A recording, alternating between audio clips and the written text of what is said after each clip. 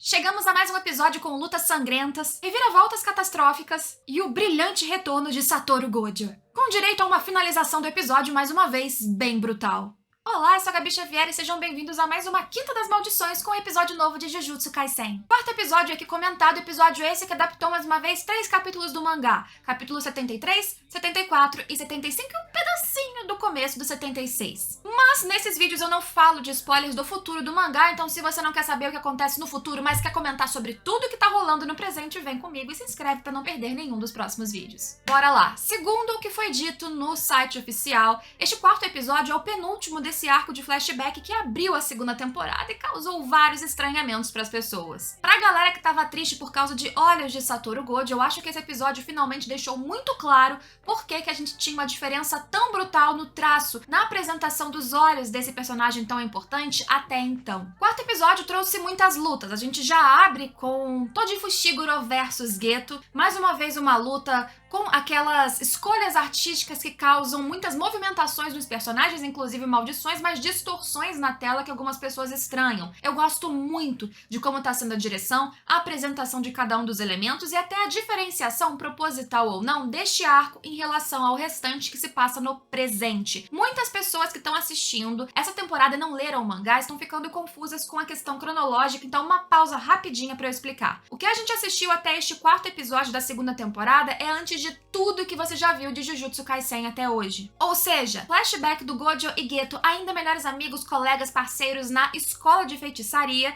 anos antes de Gojo ser um professor. O que vem na cronologia depois seria Jujutsu Kaisen 0, o filme. Gojo já lecionando, Geto já sendo um vilão ali por motivos que serão explicados no próximo episódio. Depois, a gente continua com o que acontece na primeira temporada de Jujutsu Kaisen, com a história focando em Itadori Yuji. Explicada essa questão de cronologia, este episódio mostrou algo muito importante, que foi Satoru Gojo dominando melhor as suas capacidades. Antes disso, claro, tivemos a luta do Toji contra o Geto, e eu acho muito legal nessa luta algumas questões ali que mostram como o Fushiguro ele foi pronto para enfrentar esses feiticeiros, especialmente o Gojo, mas sabendo que, pela condição dele de não ter qualquer energia amaldiçoada, essas batalhas seriam muito difíceis, e por isso que ele criou um contexto muito adequado para que ele tivesse todos os conhecimentos e possibilidades de vencer mesmo esses dois, ou especialmente o Gojo, que era o primor da família Gojo em 100 anos. Pra você que não entendeu por que aconteceu aquele massacre, que poderia ter sido fatal no episódio passado, é simplesmente uma junção de inexperiência de um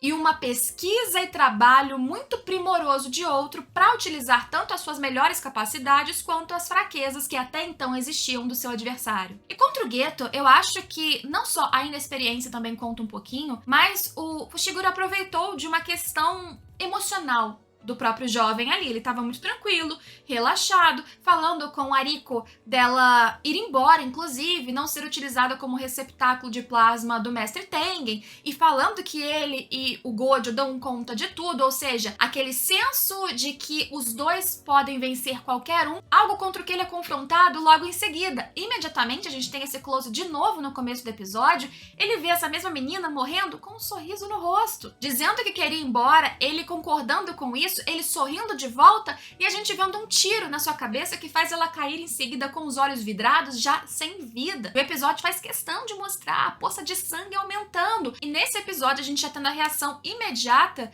do Geto, especialmente quando ele escuta do Fushiguro que o Gojo estava morto. Ele já manda pra cima uma das suas maldições e começa a luta achando ainda que ele poderia ganhar pelo excesso de raiva, pela vingança e porque ele desconhecia qualquer coisa desse cara contra quem ele estava lutando. E mesmo assim a gente teve algumas explicações interessantes. Primeiro que o Fushiguro se aproveitou da sua condição ali nata de ter um pacto congênito, de não ter qualquer pingo de energia amaldiçoada, mas ter capacidades físicas muito aprimoradas, incluindo sentidos como o olfato, para que ele conseguisse se infiltrar ali dentro da academia de feiticeiros e ser invisível. Já que ele não tinha qualquer energia amaldiçoada, ele não era identificado. Identificar as entradas não foi impossível, porque mesmo que ele, Geto, entrasse ou se locomovesse sem deixar qualquer rastro de energia, seres humanos, como o Fushiguro fala, deixam rastros naturais, que seja um cheiro, que seja uma pegada, amaldiçoada e ele tem os sentidos muito mais aguçados do que o comum e consegue identificar esses traços para chegar e encontrar o trajeto para onde ele precisava ir. E mesmo tendo as suas armas que são carregadas de energia amaldiçoada, ele utilizava aquela maldição que estava no seu ombro, né, mesmo na luta contra o Gojo, para engolir todas essas energias e depois ficar pequenininho para que ele, por sua vez, conseguisse engolir aquela minhocona lá amaldiçoada e escondesse dentro do seu estômago toda essa energia, já que o seu corpo era um corpo desprovido de energia amaldiçoada, qualquer coisa que ele colocasse ali dentro, teoricamente, ficaria invisível também. E ser invisível aos olhos dos feiticeiros foi muito útil para que ele chegasse até ali e cumprisse a sua missão. E na luta com o Geto, além de uma trilha sonora, sequências ali, movimentações que me agradam muito, são boas explosões, efeitos, cores que vão mudando de acordo com a situação na batalha. E a situação na batalha é favorável para Fushiguro. Constantemente, o jovem é surpreendido. Ele joga um dragão com escamas as mais difíceis de serem perfuradas entre todas as suas maldições, e o Fushiguro consegue golpear com a lâmina, a mesma lâmina que ele utilizou contra o Gojo, e cortar o dragão no meio. Mesmo depois que o Fushiguro utiliza uma maldição ali mitológica, não há muita ou qualquer dificuldade do seu adversário, do Fushiguro, para conseguir golpeá-la e vencê-la. A ideia do Geto nesse momento, na verdade, era produzir uma distração para que ele conseguisse consumir essa maldição que o Toji estava usando para engolir ou guardar todos os seus equipamentos. E na lógica, isso poderia acontecer, porque no mecanismo ali do Geto, ele consegue absorver maldições e quando há uma diferença de pelo menos 2 níveis entre ele e esta maldição, ele consegue fazer isso sem qualquer condição ou quase nenhuma condição. Seria um processo fácil, em tese, para ele fazer. Só que a maldição o rejeita. Não existe uma explicação oficial exatamente para isso, mas supõe-se que, ou eu suponho que, na verdade, essa maldição tivesse um vínculo, ainda que o Toji não fosse um usuário de maldição, né, não tivesse energia amaldiçoada, tivesse um vínculo de mestre com ele. Tanto é que, após a morte do Fushiguro, ao final do episódio, quando o Geto encontra essa maldição, a maldição tá numa fala repetitiva de procura pela mãe, como se ele tivesse realmente criado um vínculo ali materno, ou simplesmente um vínculo entre esse mestre, esse homem e ele, e no momento em que o Geto tenta absorvê-lo, ele não consegue. Talvez porque ele tivesse que matar o Toji antes de absorver essa maldição, mesmo que ela fosse num nível muito inferior à sua própria habilidade, ao seu próprio poder, digamos assim. Não tendo conseguido absorver e se colocando ali numa situação de muita vulnerabilidade, ele chegou perto, aí ele é completamente golpeado. O Fushiguro não mata o Geto de propósito, como ele fez com o Gojo, porque o Geto não era usuário de Shikigami. Então, se fosse o Shikigami, você mata o portador, aquele que controla, e pronto, nada acontece. Como o Geto ele tinha um mecanismo de controlar maldições que ele absorvia, o Fushiguro não tinha o conhecimento do que aconteceria com essas maldições se ele matasse o Geto. Será que as maldições seriam libertadas todas ali, causariam um mega problema? O começo do episódio é bem catastrófico, porque depois a gente vê no momento passado que o Gojo tinha perdido de maneira até que fácil. E agora o Geto, os dois maravilhosos estrelas da academia, também tinha perdido.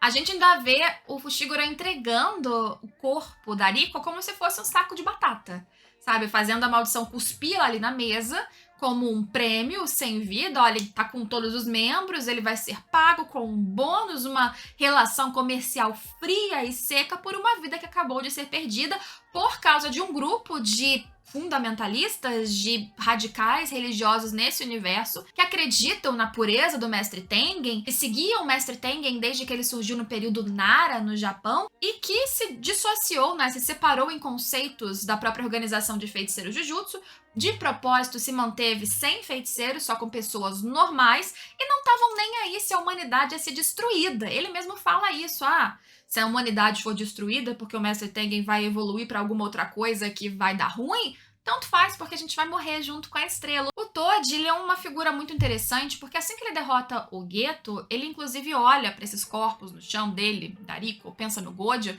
e fala como foi fácil ou simples ou vergonhoso para essas figuras que foram derrotadas, que pessoas que nasceram com essa bênção, a bênção de terem energias amaldiçoadas e capacidades, habilidades incríveis, foram derrotados por um macaco como ele. O termo macaco, para se referir a alguém que não tem qualquer capacidade ou energia amaldiçoada, é algo que a gente faz um link direto com a forma como o Geto vai se referir, inclusive em Jujutsu Kaisen Zero, a essas pessoas que não têm energia amaldiçoada. Então você tem que pegar neste arco exatamente essas pequenas ali dicas que vão sendo dadas para a construção do que vai chegar no ápice, provavelmente no episódio que vem, para você entender não só quem se tornou o Gojo depois, que é o que a gente vê bastante em relação a poderes neste episódio, mas também o Geto. Aliás, sobre bênção, Megumi, que é o nome do seu filho, a gente descobre isso mais claramente nesse episódio, né? Literalmente. Megumi significa bênção ou graça em japonês, e ele se lembra disso do nada, ali nesse momento, como quem diz,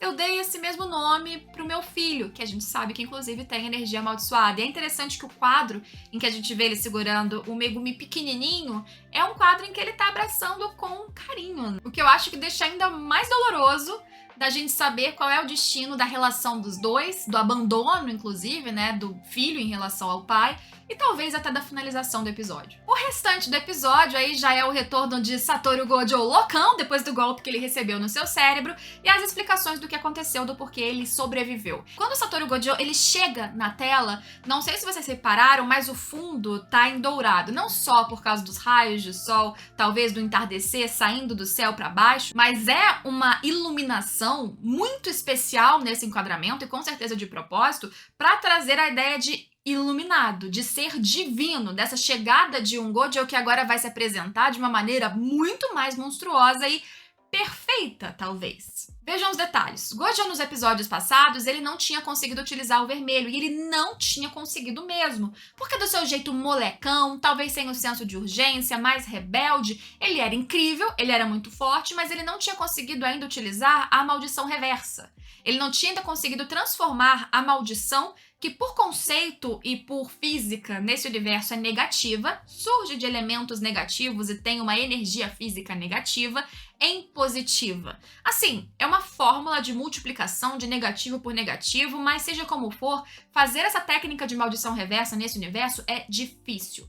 A técnica de maldição reversa, de transformar uma energia negativa em positiva, sobretudo tem uma energia de cura. É o que a Shoko consegue fazer e é o que ela, se não me engano, no primeiro episódio, inclusive, fala, tenta explicar para os meninos como que faz e eles têm uma dificuldade, o Gojo em especial não consegue. No momento de desespero, entretanto, quando ele foi golpeado, quando o Toji o golpeou no cérebro, dessa vez no cérebro sem ser a lâmina que ele tinha de energia amaldiçoada, ele não se defendeu, ele não atacou e ele concentrou tudo o que ele tinha em produzir essa técnica. E ele consegue. Por causa disso, ele conseguiu curar os seus ferimentos, ele conseguiu produzir ali carnes que ele tinha perdido, ele conseguiu sobreviver porque ele não foi completamente picotado. Provavelmente, quer dizer, com certeza esse foi um erro, algo que o Fushiguro não calculou, porque se ele tivesse calculado, bastava ele ter arrancado a cabeça do Gojo e não tinha sobrado mais ele para contar a história.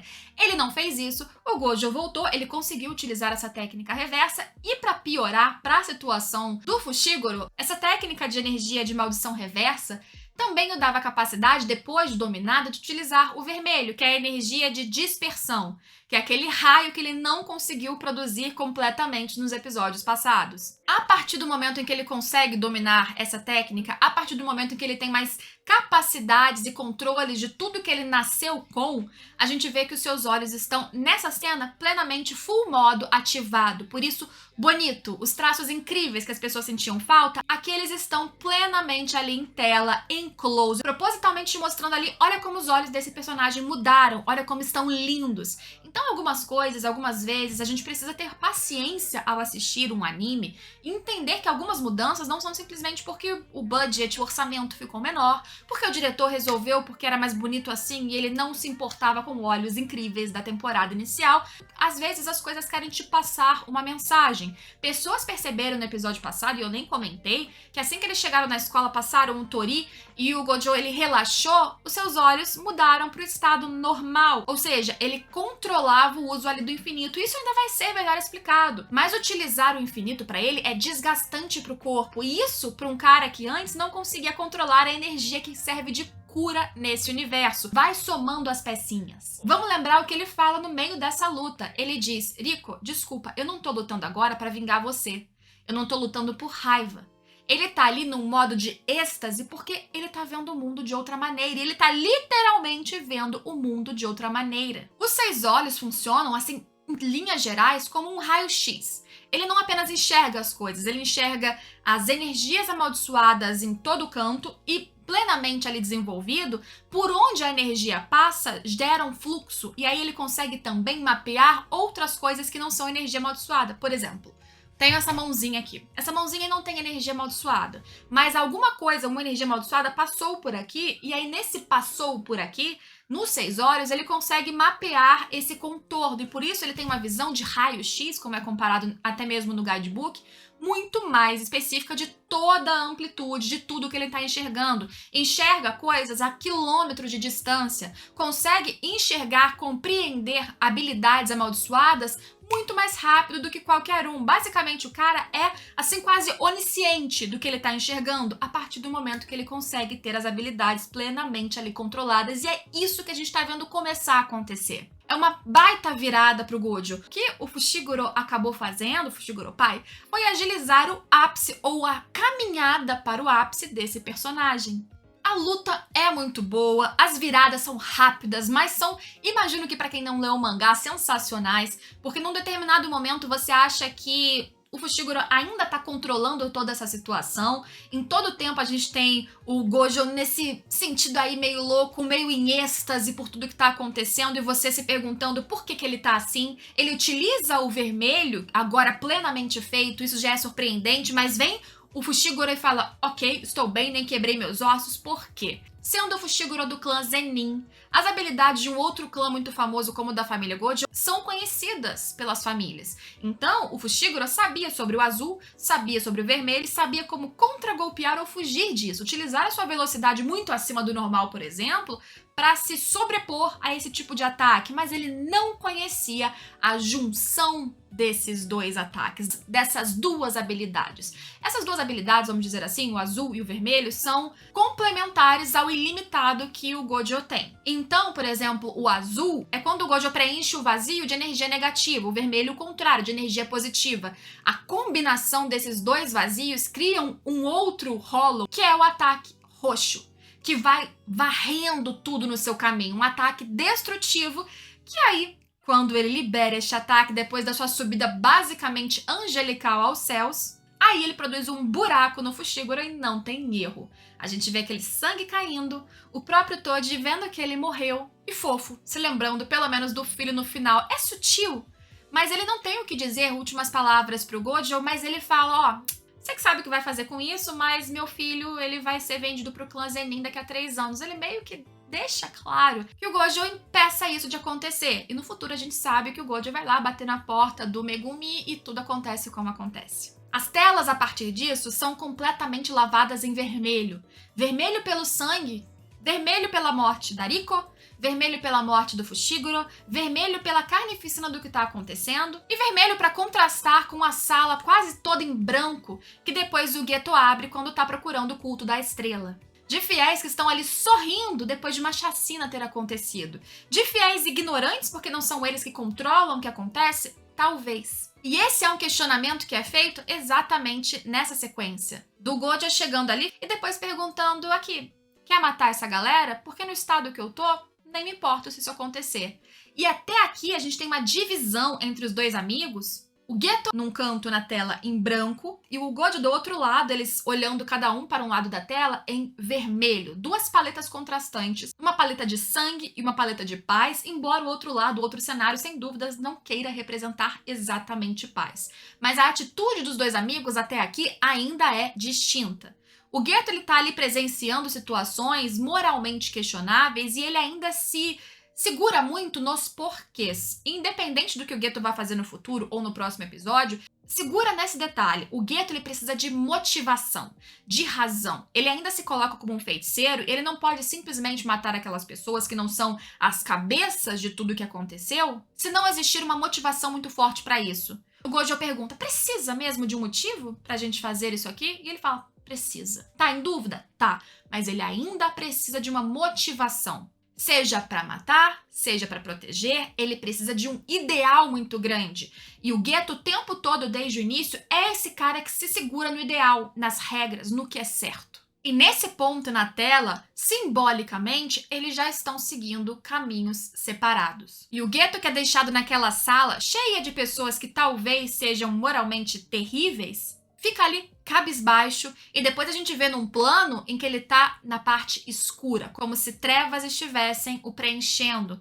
como se ele estivesse começando a ter dúvidas, como se ele estivesse começando a cair num vazio. Pior que uma pessoa que se decepciona é uma pessoa cheia de ideais e certezas que começa a ter dúvidas. E aí a gente tem que esperar o episódio que vem e ver o que vai acontecer, porque ainda tem coisa importante pra acontecer. Eu amei esse episódio, eu amei que eles esticaram um pouquinho pra entrar nessa conclusão dos dois amigos ali na sala da galera muito fanática. Se surpreenderam com o buraco em metade do corpo do Fushiguro e com o retorno do Gojo. Eu sei que a galera sabia que ele ia voltar, porque no futuro ele está lá, mas me contem o que vocês acharam de como foi o retorno. Espero vocês em todos os próximos vídeos. Não esqueçam de se inscrever para acompanhar junto comigo e a gente se vê. Tchau, tchau!